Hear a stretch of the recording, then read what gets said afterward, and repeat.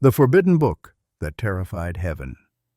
There exists a book so dangerous that the Vatican banned it for over 700 years, not because it contained lies, but because it revealed a truth so horrifying that religious authorities feared it would shatter humanity's faith forever.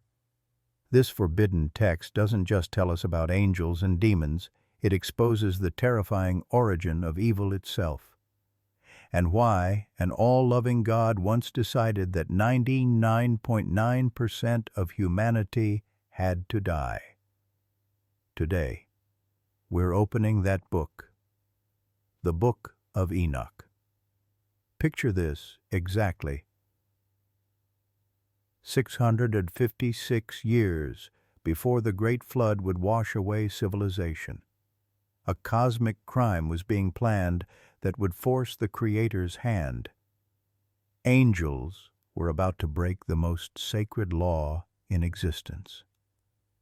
Giants would soon walk the earth, devouring humans like cattle, and only one man would be chosen to witness it all, to carry a message so devastating that it would echo through eternity. That man was Enoch. But here's what will shock you. He wasn't chosen because he was special.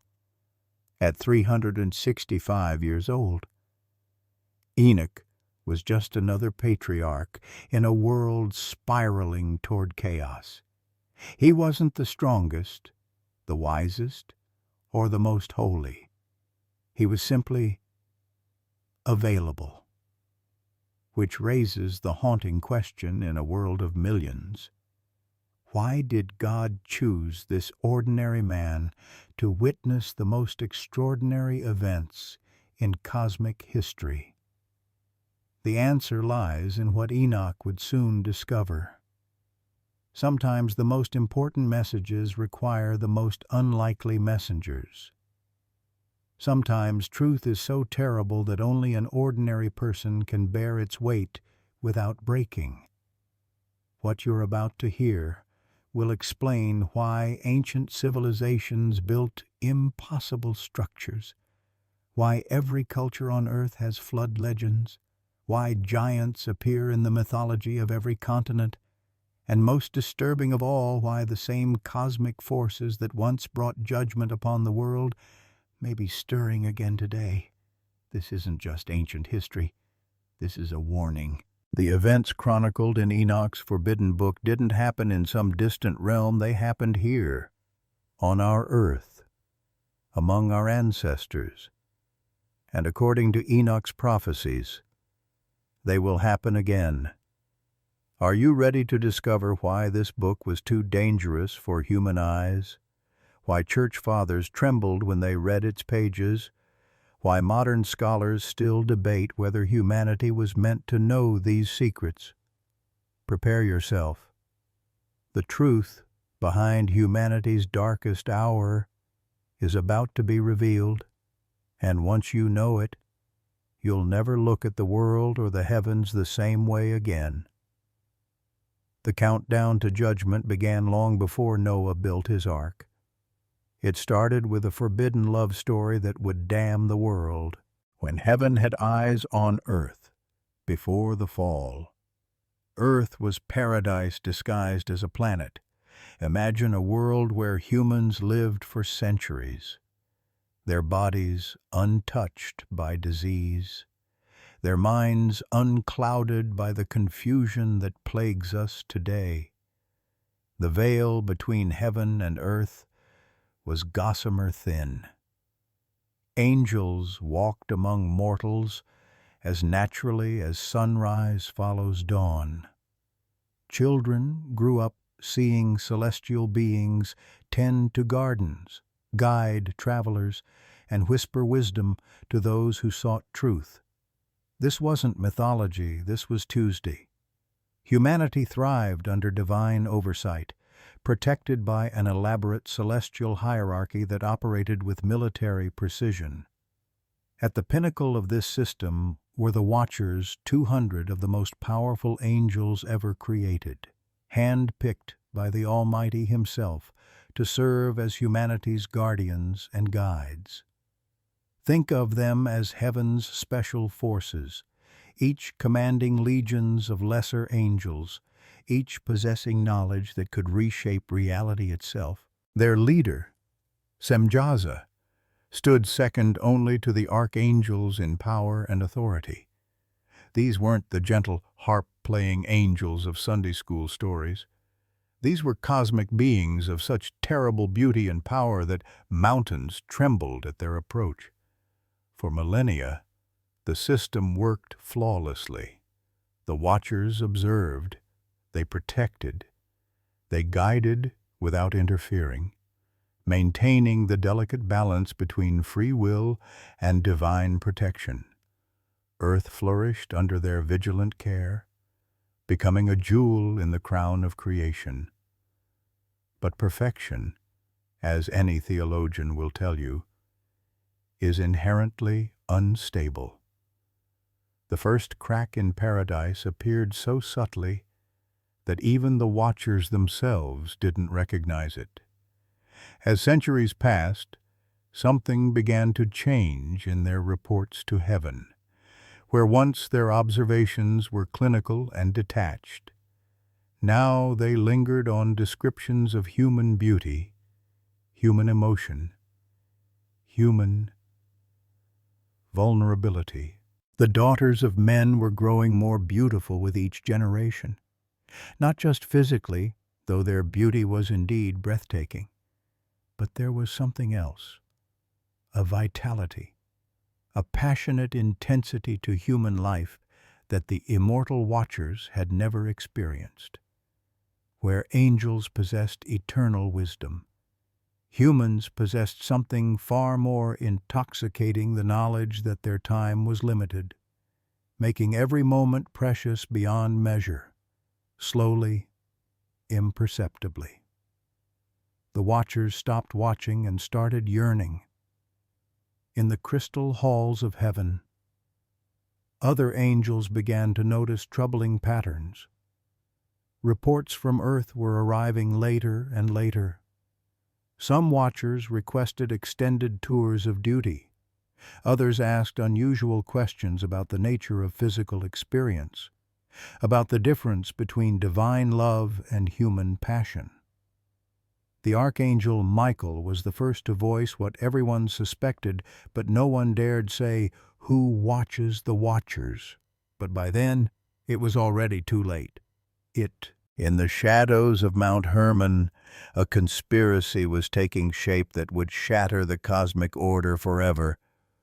200 of heaven's elite were about to commit the ultimate act of rebellion, not against God's power, but against God's plan. They were going to fall in love, and their love would damn the world. The oath that damned 200 souls. The summit of Mount Hermon had witnessed countless divine meetings, but nothing like this.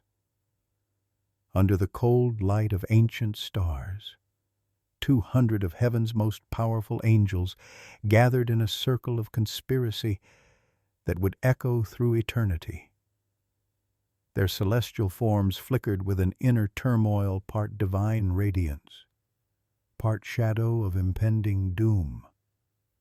Semjaza stood at the center, his voice heavy with the weight of cosmic rebellion. "Brothers," he began, his words cutting through the mountain air like a blade, "we have watched long enough. We have seen beauty that makes our immortal hearts ache with longing. But understand this, what we contemplate is not mere disobedience. It is the complete abandonment of everything we are." Around the circle, faces that had sung hosannas for millennia now burned with very human desire. These were beings who had helped forge stars, who had witnessed the birth of galaxies, who knew the secret names of God himself. Yet here they stood, trembling like schoolboys planning their first forbidden adventure. Azazel, second in command, stepped forward. "The daughters of men have awakened something within us," that we never knew existed. Is it not cruel that the Creator would place such beauty before us, then forbid us to experience it? Are we to remain forever observers, never participants in the very life we guard?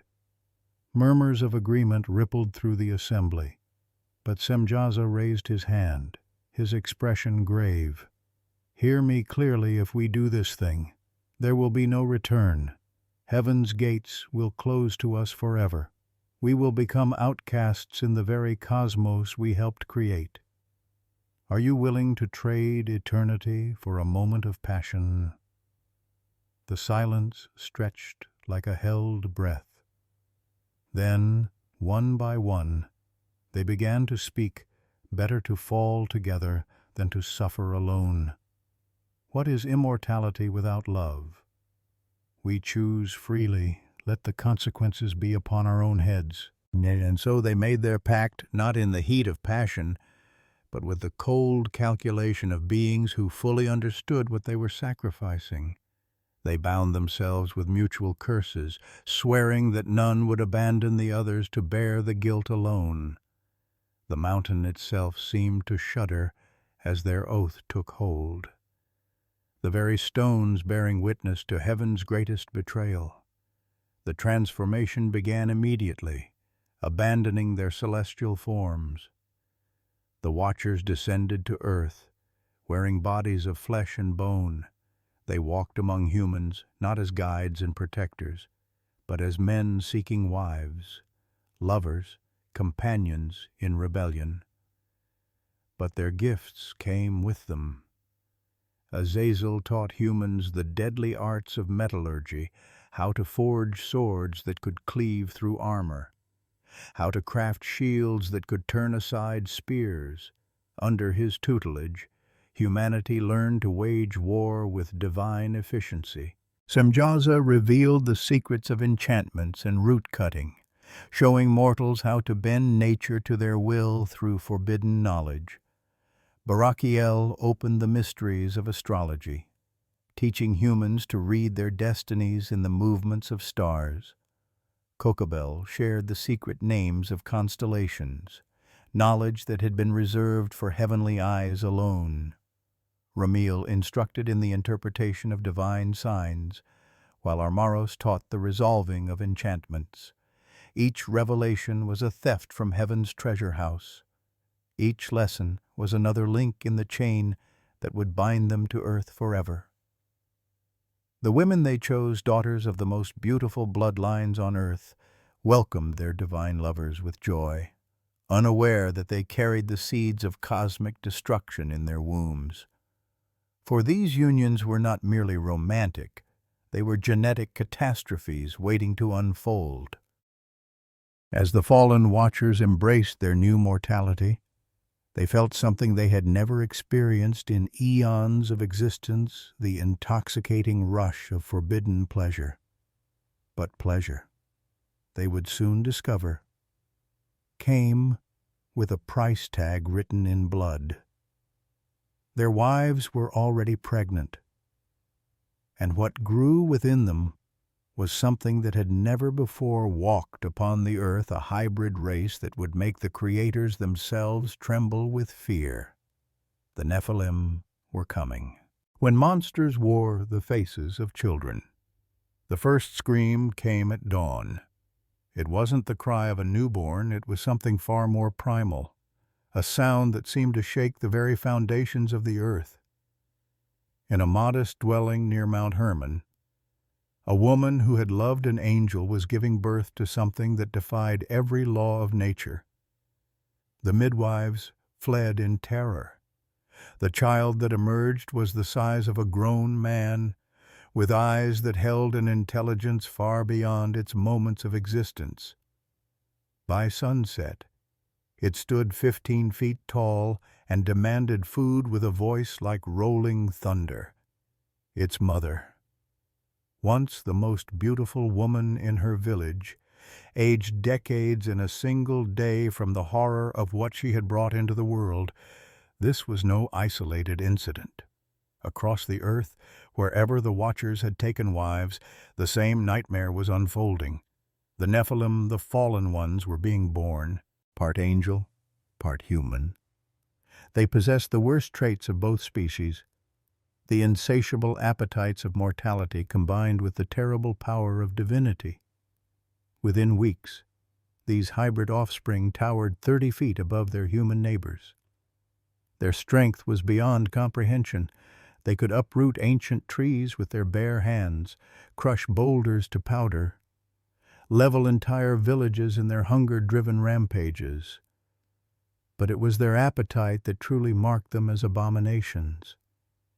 A single Nephilim could consume the agricultural output of an entire city in a day. They devoured cattle by the hundreds, emptied granaries in hours, and when the normal food sources were exhausted, they turned their attention to smaller prey deer, birds, fish, anything that moved and could satisfy their endless hunger. The human population, which had thrived for millennia under angelic protection, suddenly found themselves prey in their own world. Children learned to hide at the sound of approaching footsteps that shook the ground like earthquakes. Mothers clutched their babies and prayed to a God who seemed to have abandoned them to these walking nightmares. But the true horror had only just begun. As their numbers grew and traditional food sources became scarce, the Nephilim made a discovery that would haunt human memory forever. Human flesh was not only edible, it was delicious. The beings who had been born of human mothers began hunting their own kind with the casual efficiency of farmers harvesting grain. Picture, if you can, giants striding through populated areas like children in a garden, plucking screaming victims from their homes. Entire families disappeared in single bites. Communities that had stood for centuries were wiped out between sunrise and sunset. The Nephilim developed hunting techniques that displayed both their divine intelligence and their monstrous nature. They would surround cities, creating human pens where they could keep their prey fresh for extended periods. They established feeding schedules, rotating between settlements to prevent total extinction while maintaining a steady food supply.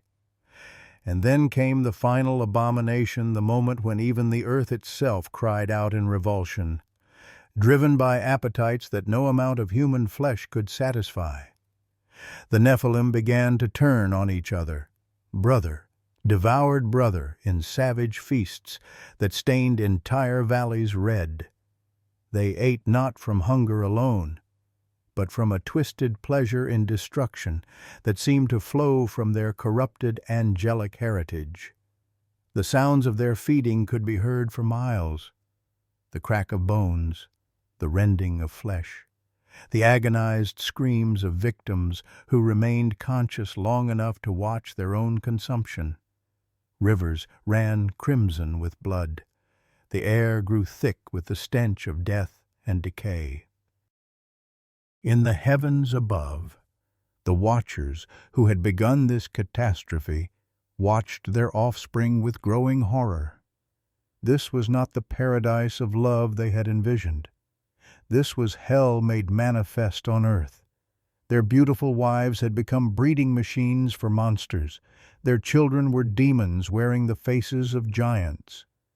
But the most devastating realization was yet to come. They had lost all power to control what they had created.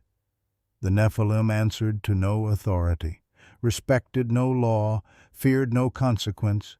They were forces of pure appetite and destruction, as unstoppable as avalanches and twice as deadly. And from the highest heaven, the Creator looked down upon the chaos and blood and made a decision that would echo through eternity. This could not be allowed to continue. The countdown to judgment had begun. The day heaven wept before the throne. In the highest reaches of celestial glory, where light itself becomes music and thoughts take on the weight of reality, An unprecedented scene was unfolding. For the first time in cosmic history, the great archangels Michael, Gabriel, Raphael, and Uriel approached the throne of the Almighty not with songs of praise, but with hearts heavy with grief and voices trembling with righteous anger. Michael, the warrior prince whose sword had never known defeat, spoke first. His voice, which had once commanded legions against the rebellion of Lucifer, now cracked with emotion. Holy One, the earth bleeds.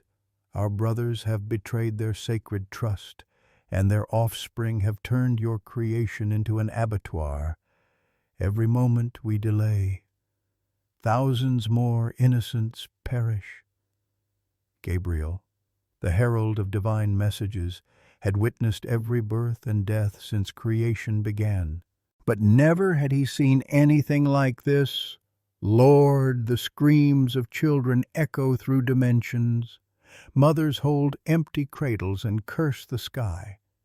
Your name is being blasphemed not from hatred, but from despair. How long must this continue? Raphael, the healer, whose very presence could mend broken bones and restore withered flesh, wept openly. Master, there is nothing left to heal. Entire bloodlines have been consumed. The Nephilim leave no wounded, only the dead and the devoured. My abilities are useless against such wholesale slaughter. And Uriel, the flame of God, whose divine fire could purify the darkest corruption, spoke the words that silenced even the singing of the seraphim. Almighty Father, your justice sleeps while evil feasts. The very elements cry out for judgment. The earth itself begs for cleansing fire. For a moment that felt like eternity, silence reigned in the throne room. Even the four living creatures, who had never ceased their praise since the moment of their creation, fell still. The 24 elders, crowned with wisdom accumulated over eons, bowed their heads in anticipation of a divine response that would shake the foundations of existence. When the voice of the Almighty finally came, it carried the weight of absolute authority and infinite sorrow. My faithful servants, you speak truly. The experiment of free will has produced a cancer that threatens to consume all creation. What began as love has become abomination. What was meant to bring joy has brought only horror. The divine decree that followed would reshape the very nature of reality. Behold, I will not permit this evil to spread beyond the earth. The watchers who have transgressed shall be bound with chains of darkness until the day of final judgment. Their offspring, the Nephilim, shall be set against each other until they destroy themselves through their own violence. But the most shocking pronouncement was yet to come. And I will send upon the earth a flood such as has never been seen since the foundation of the world. Every living thing that breathes air shall perish, save only the righteous Noah and his family, through whom the human race shall begin anew. The angels listened in stunned silence as the Almighty continued, Gabriel, go to Noah and prepare him for what is to come. Michael, take your host and bind the watchers in the valleys of the earth.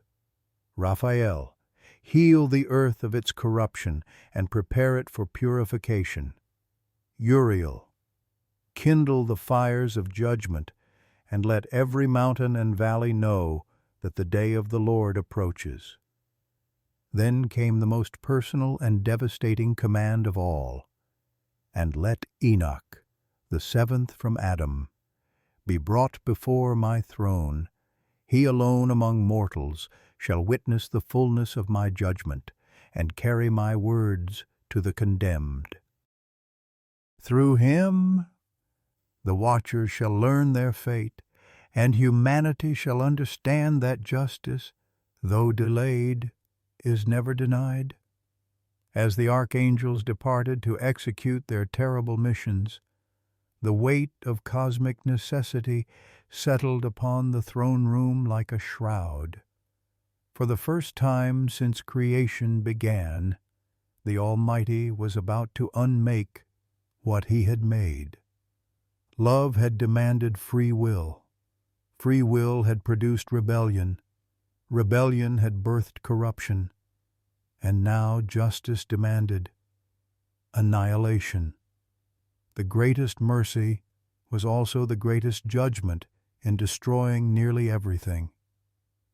God was saving what could still be saved. But first, one mortal man would have to be prepared for the most difficult mission in history, to carry a message of doom to beings who had once been his protectors, and to witness firsthand why a loving God sometimes chooses to start over. Enoch's greatest test was about to begin. The mortal who walked through heaven's fire. Enoch felt his human flesh dissolving even as he ascended.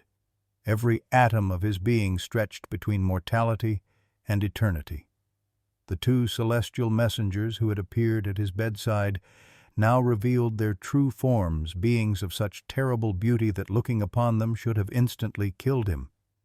Yet somehow, impossibly, he endured.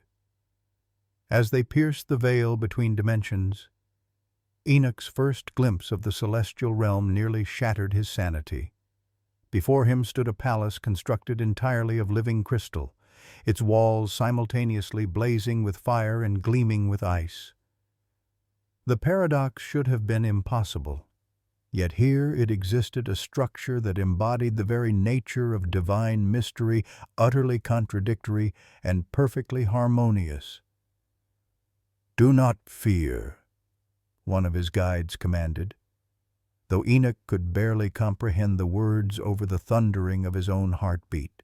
"You have been chosen to see what no mortal eyes have witnessed since the dawn of creation." Stepping through walls of flame that felt like cool water against his skin, Enoch found himself in a vast hall where crystalline foundations supported pillars of pure light. Here dwelt beings whose very presence made the air shimmer with power. The cherubim and seraphim who had never known the taste of rebellion, whose loyalty to the Almighty was as constant as the laws of physics themselves. But this palace of wonders was merely the antechamber to something far more magnificent and terrible. The second house rose before them like a mountain of fire. Its doorway opened wide as if inviting him into the very heart of divine power. This structure defied every law Enoch thought he understood about reality. Its floors were living flame, its ceiling a dome of lightning and stars engaged in an eternal cosmic dance. Rivers of fire flowed through its chambers, yet nothing was consumed, and at the center of this impossible architecture stood the throne. No human language contains words adequate to describe what Enoch witnessed. The figure seated upon that throne was simultaneously more familiar than his own reflection and more alien than the deepest ocean. Light poured from this presence like water from a broken dam, yet darkness seemed to emanate from the same source. Not the darkness of evil, but the darkness of infinite mystery, of truths too vast for finite minds to contain. "I cannot look upon him," Enoch whispered, falling to his knees as every instinct screamed at him to flee. The very atoms of his borrowed celestial body vibrated with terror and awe. "And yet you must," came the reply, spoken not by his guides, but by the presence on the throne itself. The voice contained multitudes, every sound that had ever existed, from the whisper of grass growing to the roar of dying stars, all harmonized into perfect communication. For you carry a message that must be delivered with absolute precision. What followed was the most difficult conversation in human history. The Almighty, in infinite mercy and terrible justice, revealed to Enoch the complete scope of the cosmic crisis, every detail of the Watcher's rebellion, every atrocity committed by the Nephilim, every innocent life lost in the chaos.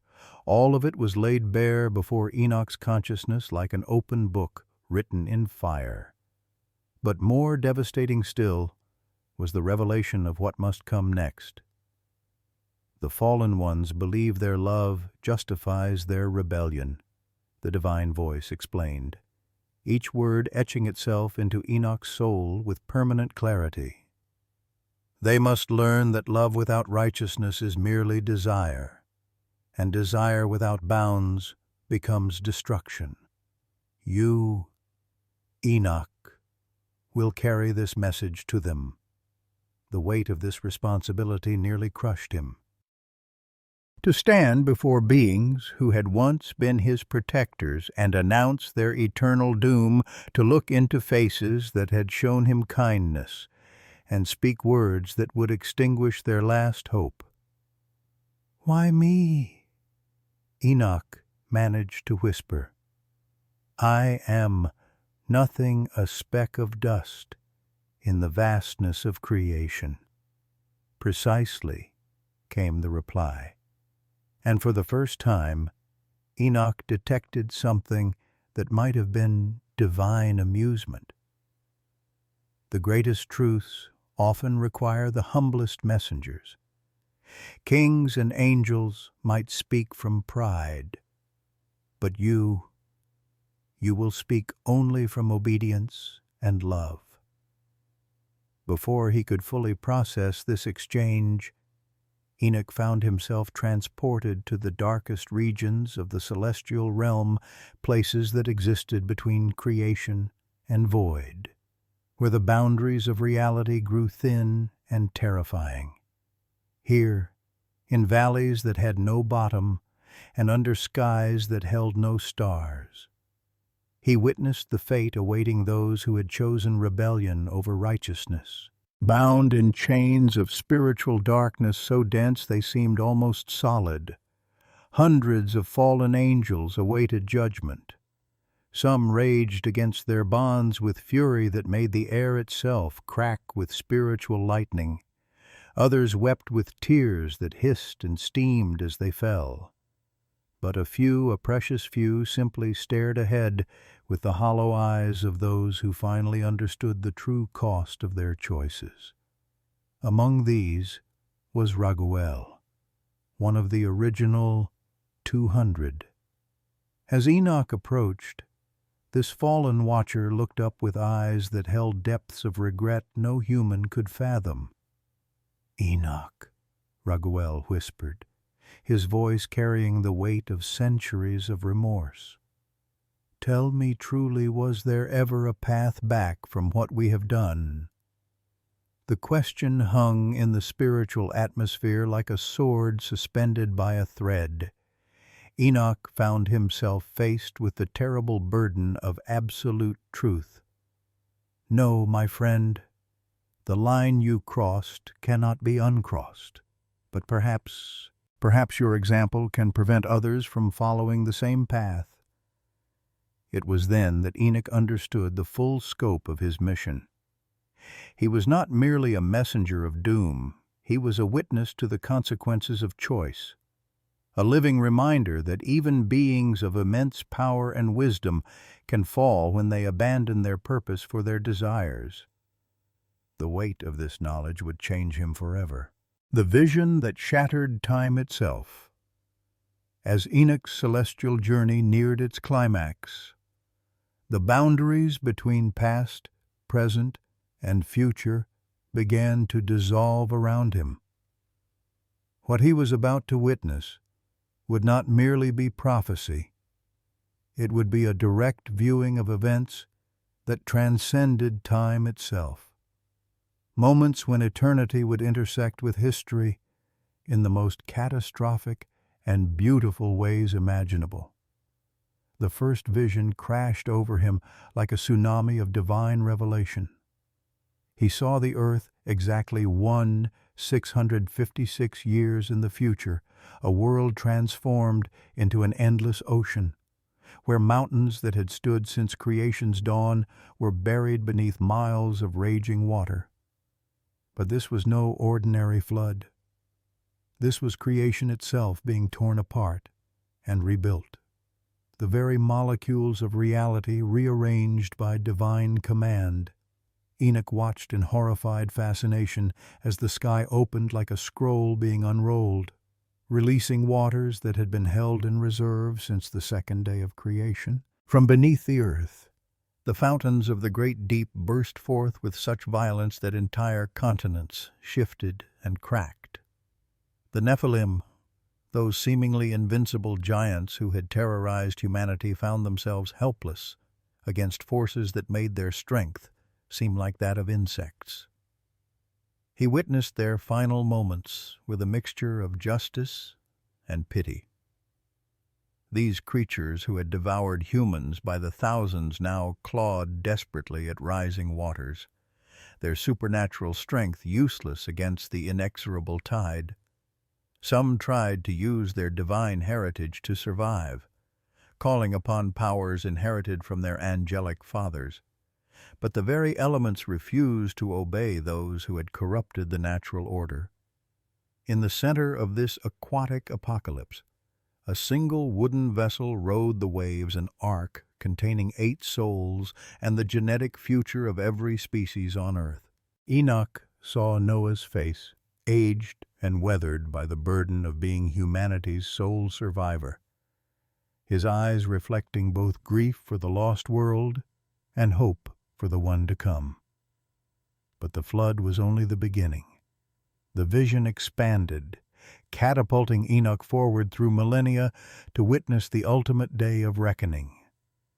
He saw the fabric of space-time itself splitting open like a massive curtain as the Creator prepared to return to his creation for final judgment. This was not the gentle Jesus of human imagination, but the Ancient of Days, in his full cosmic majesty, a being of such overwhelming presence that galaxies bowed in his wake. The earth convulsed at his approach.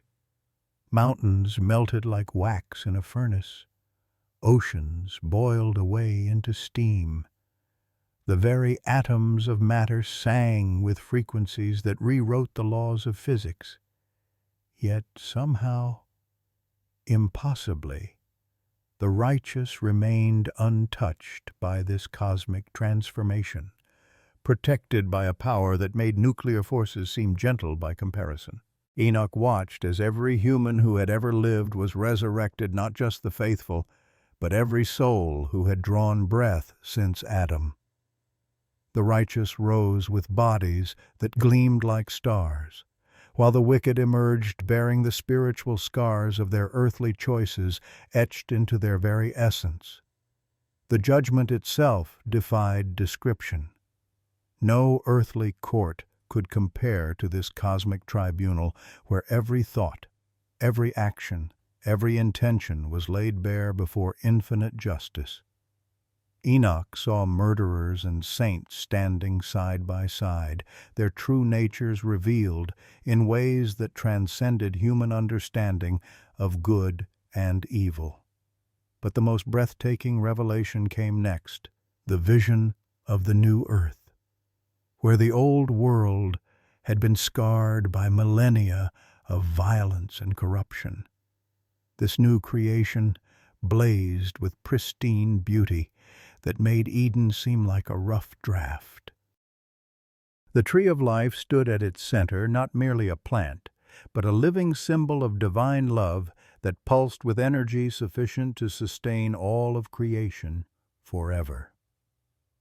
Enoch watched as the redeemed walked through landscapes where every flower was a masterpiece, where rivers flowed with waters that healed not just bodies but souls, where the very air thrummed with music too beautiful for human ears to process. Death was not merely absent, it was impossible, as foreign to this realm as darkness in the heart of the sun.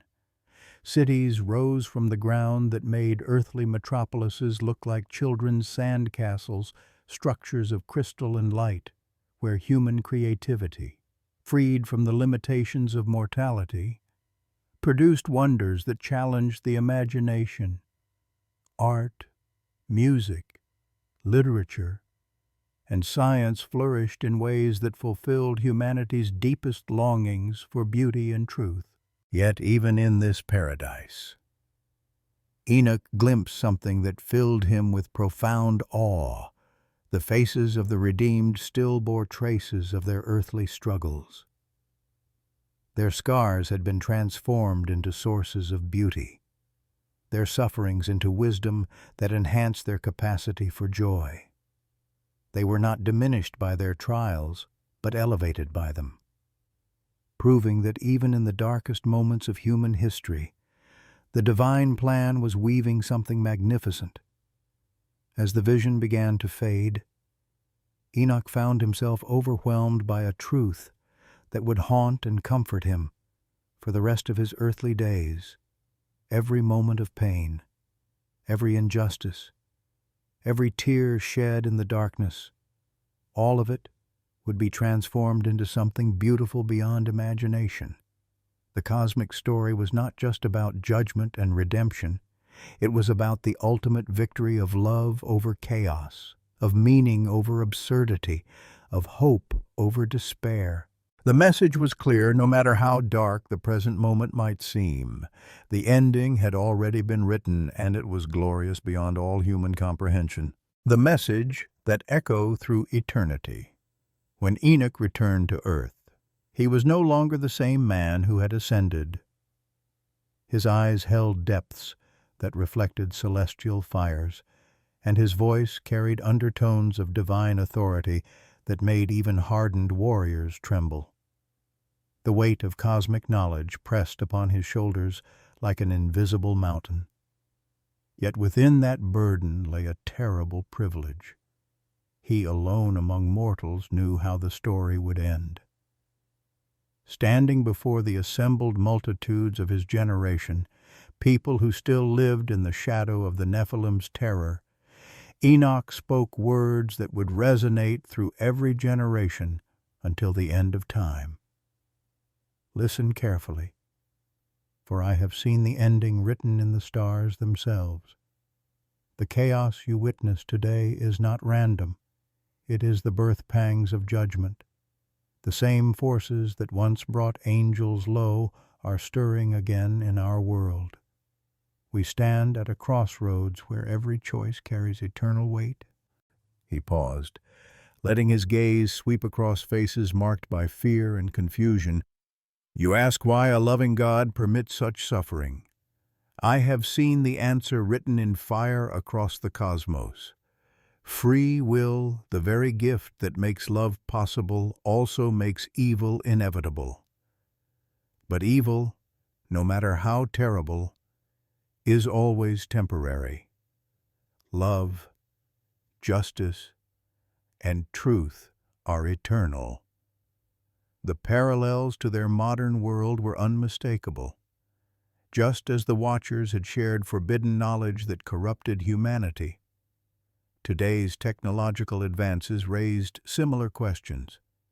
Genetic engineering that could create new forms of life, artificial intelligence that might surpass human wisdom, the power to split atoms and reshape the building blocks of reality itself. Are we not like those ancient humans? Enoch asked. Receiving knowledge we lack the wisdom to handle. Each generation faces the same choice the Watchers faced. Will we use our gifts to serve love, or will we sacrifice everything for the sake of desire? His words carried both warning and hope. The judgment he had witnessed was not arbitrary cruelty, but cosmic necessity, the immune system of creation responding to a spiritual infection that threatened to destroy everything beautiful and good. Yet within that judgment lay infinite mercy, for it cleared the way for something better than what had been lost.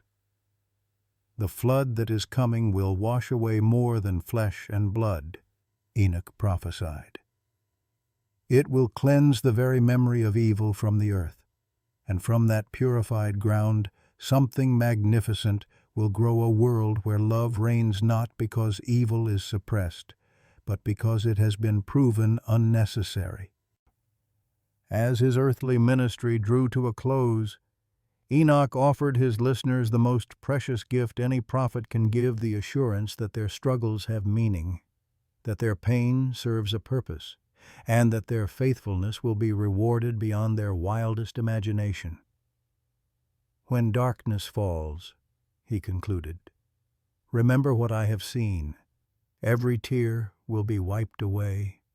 Every wrong will be made right. Every broken heart will be healed. The author of the universe is also its Redeemer, and he writes no tragedies without resurrection.